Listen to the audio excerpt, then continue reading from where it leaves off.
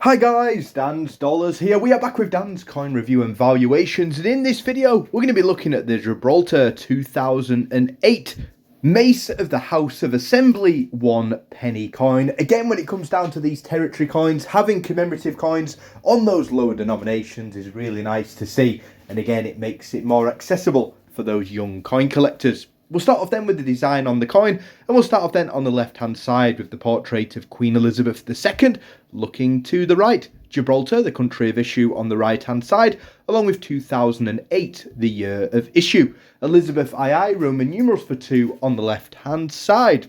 On the right-hand side then, let's have a look at this magnificent design. In the middle, we have got the stunning design of the mace, and the mace itself is a symbol of authority of the House and the Speaker of Representatives. At the start of each sitting, the mace is carried into the House by the Sergeant of Arms and placed on the central table. We've got the lettering Constitution Order 1969 on the left, 1 penny the coin's face value, along with the number 1 at the bottom. Again, after 1971 and decimalisation, we changed from the 240 to the 100 pence that we currently have to the pound today. Design work completed. Let's move on to the true value of the coin. £3 to £4 for a perfect uncirculated, 30 to 40 pence for a circulated version. Still not too bad, some 30 times the coin's face value. Please do comment below any territory 1 penny coins that you may have stumbled across.